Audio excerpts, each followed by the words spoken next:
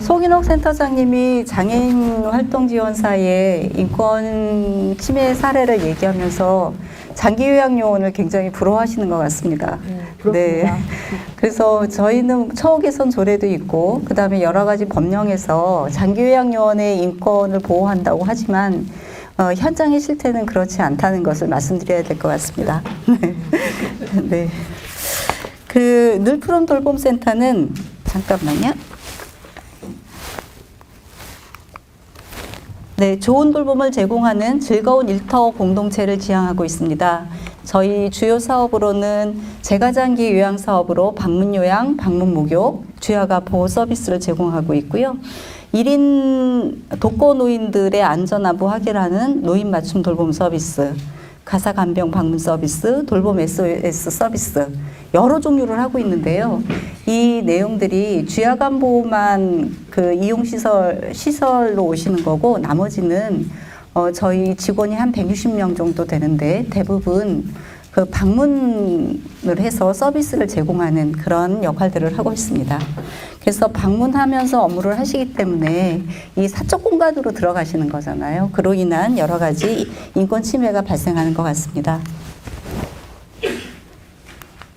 네, 첫 번째 사례 말씀드리겠습니다. 아주 비일비재하게 일어나고 있는 폭언, 무시, 업무의 요구사항입니다. 제가 사례를 노인 맞춤의 생활지원사와 요양보호사 이렇게 두 가지 사례를 이제 같이 들었는데요. 우선 생활지원사의 사례는 주로 생활지원사는 안부 확인하고 그 다음에 그런 자원 연계하고 이런 활동을 하고 있는데, 업무 범위가 아닌 목욕을 해달라, 등밀기를 계속 해달라 이렇게 말씀하시고, 계속 방 안에서 담배를 피운다거나 냄새가 너무 심해서 생활 개선을 요구했지만 그런 것들을 묵살하기가 계속됐고요. 그리고 뭔가 좀 그 개선안을 얘기하며 윽박 지르고 소리 지르고 무시하는 그런 행동들을 계속했습니다. 여기에 따른 직원 조치는 계속 고충 상담하고, 또 필요할 경우에는 생활지원사를 교체를 했는데, 이용자분에 대해서는 사회복지사가 계속 방문해서 이렇게 하시면 안 된다 말씀드리고, 더 이상은 생활지원사 가실 분이 없다. 네. 그렇게 해서 구청하고 얘기해가지고 결국은 종결하는 과정이 있었습니다. 방문 요양사의 폭언 무시 업무의 요구의 사례입니다. 어르신이 이제 요양보호사 이 방문 노동자 같은 경우에는 호칭의 문제가 굉장히 큽니다. 야라고 부르고, 음식을 해드려도 이게 뭐 이런 먹으라고 한 거냐 이렇게 무시하고 폭언을 하는 경우들이 있었고요. 이런 지속적인 폭언하고 무시하는 말투로 인해서 요양보호사가 가슴에 돌이 얹혀지는 느낌이라고 말씀을 하세요. 이런 것들이 자꾸 그게 지속되면서 병이 되고 있다고 느끼고 계시고요. 업무의 요구로는 커튼 빨래, 아들 방 치우라고 윽박 지르고 가족 일을 계속 요구하는 사례들이 비일비재하고 있습니다. 직원 조치는 고충 상담을 지속하고 있고, 어르신 배치를 변경하고도 있는데, 이 고충 상담을 지속한다는 것이 얼만큼 이 가슴에 병이 되는 것을 치유할 수 있을지는 잘 모르겠습니다. 이용자 조치로는 여전히 저희도 팀장 방문하고 계속 상담하고 있고요. 하면서 어르신 요양보호사의 호칭 문제, 업무 범위 문제 이런 얘기들을 지속적으로 안내해드리고는 있습니다. 사례 유형 두 번째로 성희롱입니다. 생활지원사 선생님이 방문을 하면 때 맞춰서 팬티만 입고 이렇게 나온다거나, 그 다음에 이쁘다, 뭐 내 스타일이다 이런 식으로 해서 성적 수치심을 느끼게 했습니다. 직원 조치는 고충 상담하고 담당 생활지원사를 일단은 이제 업무 교체를 해보는 거거든요. 다른 분들은 또 잘 적응하실까 싶어서. 이용자 조치로는 전담 사회복지사하고 팀장이 동행 방문해서 다시 한번 상호협력 동의서나 뭐 이런 직원 인권에 대한 것들을 안내해드리고, 법적 처벌을 받으실 수 이렇게 말씀드리지만 그런 것이 가능하지 않았고요. 생활지원사, 그러니까 노인 맞춤 그 업무 지침에는 이런 문제가 있을 때는 2인 1조 방문이 가능합니다. 그래서 이 생활지원사는 2인 방문을 했고, 그럼에도 이제 해결이 되지 않아서 팀장님이 방문해서 전화 상담만 하는 방식으로 업무를 전환하게 되었습니다. 요양보호사의 성희롱 사례입니다. 뭐 서비스 제공 시간에 성인 프로그램을 시청하거나 그 다음에 목욕을 시키거나 이런 신체적 접촉이 있을 때 의도적으로 접촉한다거나 어떤 성적 언어 표현으로 인해 가지고 성적 수치심을 많이 느끼고 또한 위협을 느끼게 되었습니다. 직원 조치로 고충 상담 실시하고 이 요양보호사 같은 경우는 좀 그 기회가 돼서 전문기관에게 상담 연계하고요. 그 다음에 성희롱 피해자 유급 휴가비 지원 사업들이 있었어요. 그래서 그렇게 연계하는 과정이 있었습니다. 이용자 조치는 계속 방문하고 또 안내하고 이렇게 해도 개선되지 않고 있어서 요양보호사 교체 배치했는데 이 요양보호사 선생님은 들어가시면서 기사로 확 제압해가지고 그렇기도 하고 또 어르신의 태도도 변화하는 그런 과정이 있어서 현재는 서비스를 유지하고 있습니다. 세 번째 사례는 요양보호사의 가장 큰 문제점은 근골격계 질환입니다. 그래서 근골격계 위험이 굉장히 큰데요. 이것이 저희는 되도록이면 근골격계 예방을 위해서 많이 노력을 하는데 어르신들이 손빨래를 시키시는 어른들이 있어요. 세탁기 못 쓰게 하고. 네, 그 다음에 걸레도 이렇게 무릎으로 해서 이렇게 손걸레질 하라고 하시고 이러면서 손가락이 많이 아프고 그 다음에 이 손목이 많이 아픈 이런 사례가 있는데요.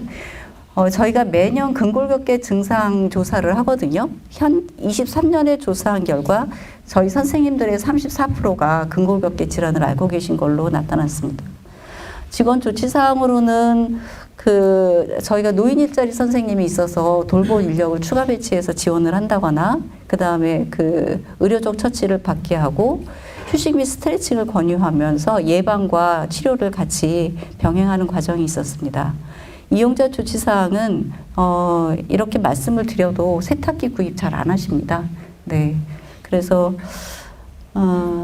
뭐 어떤 경우에는 저희가 세탁기를 구입해 드리는 경우도 있고 이렇게 조치를 하고 있습니다.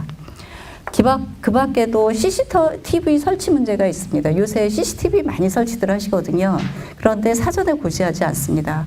그로 인해서 굉장히 나중에 알게 돼서 당황하는 경우도 있고요. 감염병에 노출되는 사례들이 있죠. 결핵이나 온, 피부병 이런 것들을 사전에 들어가기 전에는 알지 못하기 때문에 들어가서 감염병에 노출되는 경우도 있습니다. 또 하나는 폭력 전과나 이런 범죄 상황이 있어서 그거를 사전에 알 수 없기 때문에 이제 배치되고 난 다음에 위협을 많이 느끼고 두려움을 느끼는 상황들이 있습니다. 이런 상황에 있어서 기관의 역할은 초기 상담에 이용자의 상태를 제대로 잘 파악하고 그런 환경 상태도 잘 파악하는 것이 필요하고요. 필요하다면 사전에 조치하고 요양보호사에게 정확한 정보를 전달하는 것도 필요하다고 생각합니다. 이용자로서는 CCTV 같은 경우에는 개인정보보호법에 대해서 설명하고 촬영의 동의서를 받도록 해야 된다고 생각하고요. 이런 폭력, 그 다음에 성희롱, 근골격계 질환 이런 위험 속에서 필요시에는 2인 1조의 방문들이 제공될 수 있도록 해야 된다고 보고 있습니다. 예방 및 관리입니다.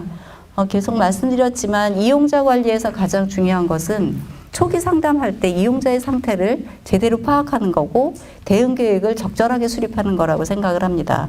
그리고 서비스 계약 시에 사고 협력 동의서를 작성을 하는데 장애인 쪽도 마찬가지지만 여기서 뭐 호칭의 문제, 업무 범위의 문제, 그 다음에 상호 존중의 문제가 다 되어 있어요. 계약할 때는 다 서명하시지만 현실에서는 지켜지지 않는 그런 상황들이고요. 요양보호사 인권침해 발생 시에는 적극적으로 사회복지사나 기관에서 방문 상담하고 그거를 해결하려고 그러니까 즉시 대응하는 것이 필요합니다. 직원관리는 장기요양은 월 1회 사회복지사가 방문하도록 되어 있습니다. 그래서 방문할 때 반드시 직원의 고충이 있는지 불편한 점은 없는지 파악하는 과정이 필요하고요. 직원 대표를 고충처리위원으로 선정해서 소통을 강화하는 것이 필요합니다. 인권교육과 그 다음에 근골격계 질환 예방활동은 저희는 1년 1회 증상조사하고 전문가 교육 1년 1회 하고 스트레치 생활화를 강조하고 있습니다. 아까 제가 장기요양은 장애인 활동 지원사들이 부러워하는 여러 가지 법령과 그것들이 있습니다. 노인 장기요양법에 보면 아주 장기요양 요원의 보호라는 조항이 있습니다. 그래서 그리고 뭐 인권 매뉴얼도 있고 노인 맞춤 돌봄 서비스는 안전관리 매뉴얼도 있고 매뉴얼들은 잘 되어 있어요. 그리고 저희 법인에서는 또 인권보호 규정들이 있습니다. 그리고 종사자 지원센터에서 발간되는 인권보호 매뉴얼, 성희롱 예방, 뭐 그다음에 권리찾기 수첩 이런 많은 예방 관리할 것들이 있는데요. 분명한 한계는 이런 법에 있는 것이 실질적으로 현장에서 실현되기가 어렵다는 것입니다. 어디냐? 이 포인트가 네.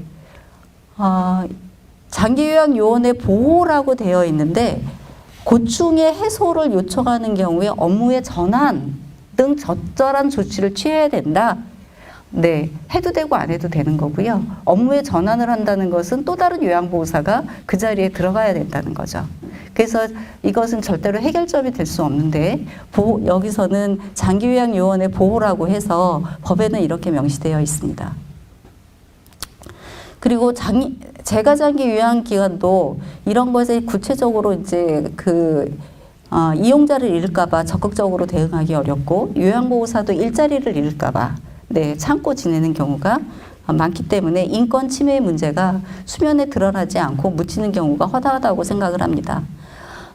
재원으로서 장기요양기관의 역할은 인권 침해 시에 신속한 대응하고 그런 그 사후관리 체계를 잘 구축해서 그것을 구축하는 것이 아니고 그 많은 매뉴얼, 그 많은 체계들을 제대로 가동하는 거라고 생각을 합니다. 그리고 2인 1조의 배치를 적극 활용해야 된다고 생각을 하는데 고시에는 되어 있습니다. 위험일 때는 2인 1조 배치한다고 하는데 보호자의 동의를 얻어야 돼요. 성희롱 있다고 배우자나 그 자녀분들한테 얘기하면 동의하지 않습니다. 그래서 2인 1조 배치가 현실적으로 되지 않는 거고요. 이용자에 대한 인권 교육을 강화해야 돼요. 그리고 장기요양기관에서는 직원들의 인권을 보호하는 것도 의무입니다. 그렇지만 현실적으로 이용자에 대한 인권 교육은 실시할 수 있다로 되어 있어요, 법에. 그런데 장기요양 요원들은 반드시 받아야 한다로 되어 있거든요. 그래서 여전히 이용자에 대한 인권 교육이 너무나 허용적이고 실질적으로 어떤 그 개선의 여지가 법령 속에서도 한계가 너무 많다. 이렇게 보여집니다. 네, 지자체의 역할 강화로 올해 7월부터 이런 성희롱의 문제가 있으면 장기요양기관에서 제대로 조치하지 않았을 때 지자체에 알리면 지자체에서 장기요양기관의 장한테 제대로 개선해라 이렇게 얘기할 수 있습니다. 그런데 여기에서도 얘기하는 것이 적절한 조치를 취하도록 권고하도록 되어 있어요. 특별한 규제가 없는 거죠. 그래서 이것이 얼마나 실효성이 있을까 고민이 되고 그나마도 이 지자체가 이런 역할을 할 수 있는 어떤 부서나 전담 창구나 이런 것들을 마련해서 제대로 홍보하고 실행해 나가는 것이 필요하다고 생각합니다. 또 하나는 전체적으로 장기요양 요원이나 이런 돌봄 문화에 있어서 인권 존중의 문화를 만드는 것이 중요하다고 생각이 들고요. 광진구에는 구에서 운영하는 장기요양기관이 딱 한 개 있습니다. 다른 구에 비해서 굉장히 적은 편이에요. 그래서 구립 재가장기요양기관을 좀 확대하고 이 구에서부터 운영하면서 장기요양 요원들의 인권 존중의 문화를 확대해 나갔으면 좋겠다고 생각을 합니다. 그리고 성희롱 피해자 등 비자발적 실업기관에 유급 휴가비 지원을 검토해 주셨으면 좋을 것 같습니다. 전체적으로 이제 부러워하시잖아요. 처우 개선 조례가 만들어져 가지고 현재 25개 자치구에서는 장기요양 요원의 처우 개선이 굉장히 활발하게 이루어지고 있어요. 그래서 광진구에서도 조금 더 선도적으로 장기요양 요원들의 인권 침해와 관련 지어진 다양한 활동들이 있기를 기대합니다. 감사합니다.